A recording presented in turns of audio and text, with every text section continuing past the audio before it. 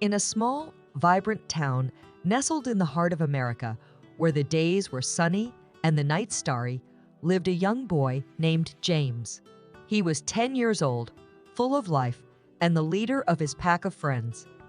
Their laughter echoed through the streets as they played soccer in the afternoons and cycled around the neighborhood, enjoying the freedom of their youthful days.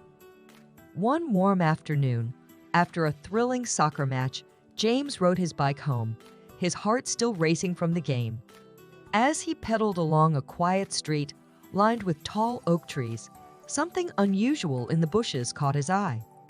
It was a tiny, frail lion cub, abandoned and looking quite miserable.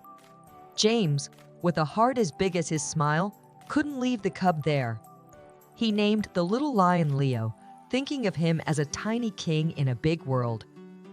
James brought Leo home, and his parents, though surprised, couldn't resist the cub's charm. The family quickly set to work, building a cozy den in their backyard for Leo. It was a little haven of warmth and comfort. James and Leo soon became inseparable. They played in the garden, with Leo chasing after balls and basking in the sun. He grew strong and playful, his mane starting to show hints of a future king. But as Leo grew, it became clear that he belonged to the wild. One morning, James woke up to find Leo's den empty. His heart sank. James knew that Leo had gone back to where he belonged, the vast, open wilderness. Though it was hard to let go, James understood that true friendship sometimes meant saying goodbye. James learned that no matter where life takes us, the bonds of friendship never fade.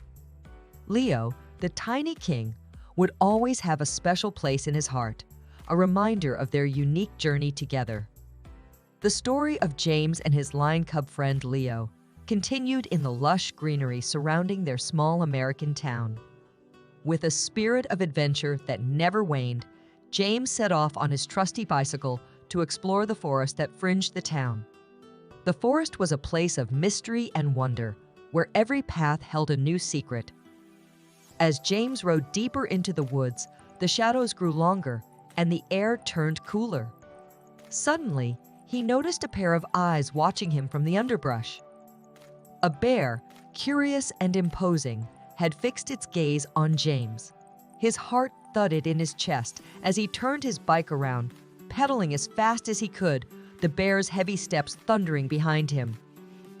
Just when James thought he couldn't go any further, a familiar roar filled the air. Out of the thicket leaped Leo, now a magnificent full-grown lion, his mane like a golden crown.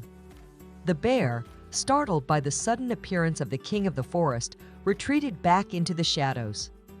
James stood in awe, his breath catching at the sight of his friend, the tiny king, all grown up.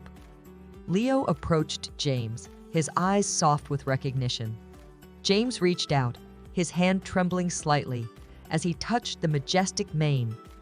Leo nuzzled James gently, a moment of reunion that bridged their time apart.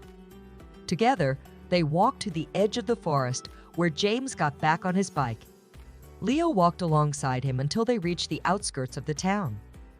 With a final, affectionate glance, Leo turned back, disappearing into the forest, his true home. James rode home, his heart full of emotions, pride, joy, and a touch of sadness. He realized that Leo would always be his tiny king, a guardian of the forest and a symbol of a friendship that knew no bounds.